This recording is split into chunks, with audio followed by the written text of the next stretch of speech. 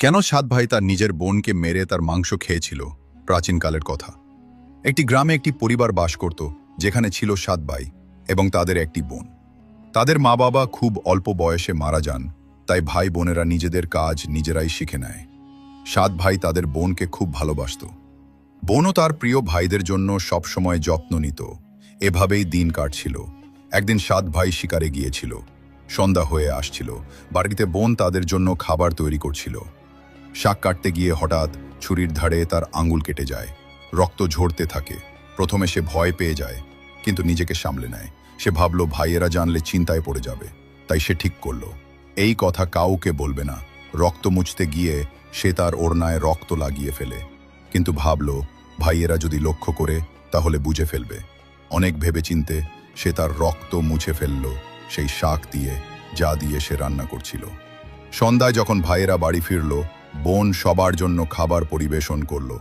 সেদিনের শাকের স্বাদ এতটাই অপূর্ব ছিল যে সাত ভাইয়েরা আঙুল চেটে খেতে লাগলো। তারা বলল, বোন, আজকের শাক তো অসাধারণ, এমন স্বাদ আগে কখনো পাইনি। বোন তাদের প্রশংসা শুনে মুচকি হাসল। সে ভাবল ভাইয়েরা খুশি, এটাই যথেষ্ট। কিন্তু গল্প এখানেই শেষ হলো না।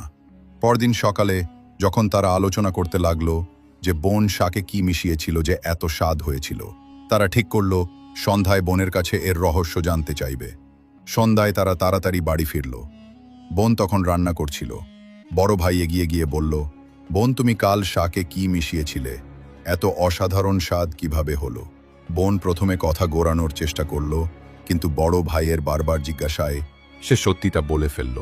তার আঙুল কেটে গিয়েছিল আর সেই রক্ত শাকে মিশে গিয়েছিল। এই কথা শুনে ছ ভাইয়ের চোখের ভাব পাল্টে গেল। সন্ধ্যায় যখন সাত ভাই একসঙ্গে বসেছিল, বড় ভাই বাকিদের বলল, ভাবো, বোনের রক্তে কয়েক ফোঁটা এত স্বাদের হলে তার মাংস কতটা স্বাদের হবে। বাকি ভাইয়েরাও এই নিষ্ঠুর চিন্তায় সায় দিয়ে বলল, হ্যাঁ, নিশ্চয়ই বোনের মাংস খুব স্বাদের হবে। ছয় ভাইয়ের মনে বোনের মাংস খাওয়ার লোভ জাগলো।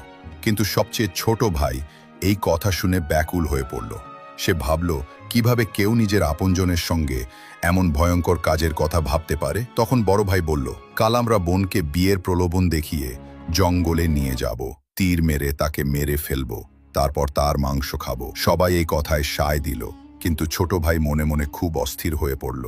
সে তার প্রিয় বোনকে বাঁচাতে চাইল, কিন্তু ছ ভাইয়ের বিরুদ্ধে প্রকাশ্যে কিছু বলার সাহস তার ছিল না। পরদিন সকালে বড় ভাই বোনকে মিষ্টি করে ডেকে বলল, প্রিয় বোন, তুমি এখন বিয়ের বয়সে পৌঁছেছে। আমরা তোমার জন্য একটি সুন্দর ও যোগ্য পাত্র খুঁজে পেয়েছি। আজ আমরা তোমাকে তার বাড়ি দেখাতে নিয়ে যাব, তৈরি হয়ে নাও। বোন এই কথায় খুব খুশি হলো। সে নিজের সংসার গড়ার